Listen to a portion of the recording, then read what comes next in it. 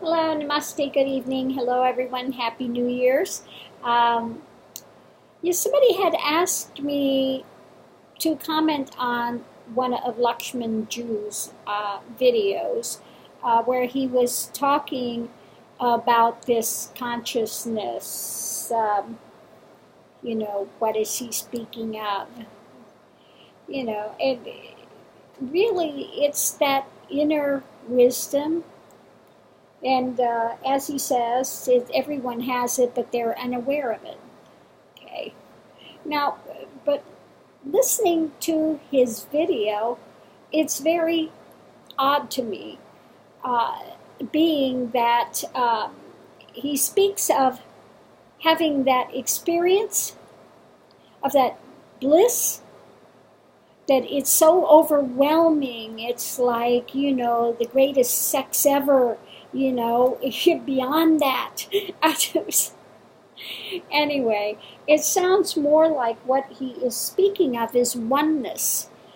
And again, this is more in the vein of gurus that followed that Kashmiri Shaivite type tradition, was Osho, Maharishi, Mahesh, Yogi, Nithyananda.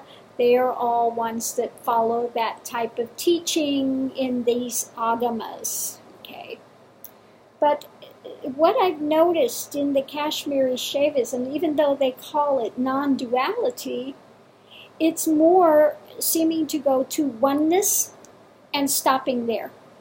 And this type of experience in oneness, one can get actually pretty early on within your journey. It's when that heart flowers and one surrenders into, whether it's Shiva or Krishna, whichever it is that you're seeing, and then one has this experience of God that's within everything. You feel as if you are Krishna or Shiva, whichever it is, and that everything else in existence that you see is also that. And it's in this play of God. And it's very blissful, okay? You're like a bliss monkey running around, okay? You feel very expanded, okay? It feels very, very expanded. At that point, again, one can have intellectual knowledge can come easily.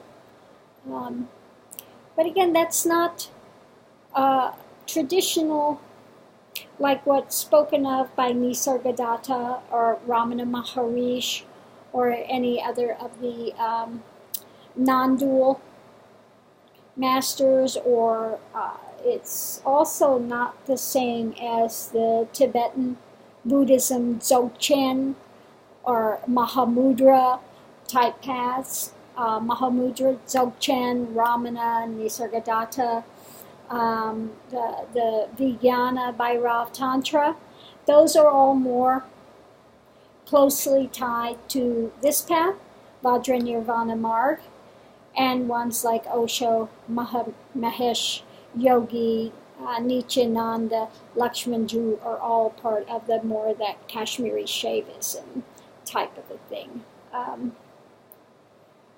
It's more, I think, more remains in dualistic, although they call that oneness as non-dual. They call that Advaita, okay? Being aware of something that is eternal in nature, that is in the motion of Shakti, okay? So it's a bit of a different path, a different view. They also will have Kundalini awakenings.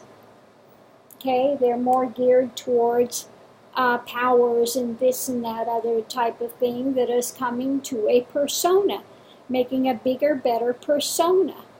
Okay, I want to be like the co-creator with God. I want to be God. Okay, it feels more like that type of a thing.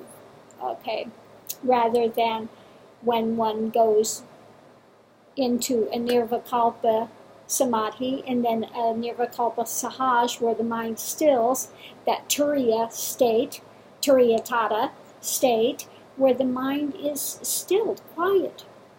Because from what Lakshmanjoo was saying, it was something he remembers. And it was like, oh yes, I've experienced that before, yes. And it's blissful and it's wonderful. Okay? But it's happening to a persona. Okay? Mind is still in play. Okay? Mind is always in that divisionary play. Okay? I don't see the practices there that are going towards stillness. Okay. So I'm going to leave this here for now. I would have to look at some more of Lakshmanjoo's things to be absolutely certain. But from this one video, the gist I got from it was that it's more of that, like I said, God consciousness, or we say it's a God awakening. Okay? There's a difference between God realization and what they term self-realization or realization. Okay? It's a different dynamic. Although some people will take it to be one and the same, but it's not. They're very different. It's very different in nature as to what takes place with that. Okay. Namaste. Have a wonderful holiday today and the wonderful rest of the year.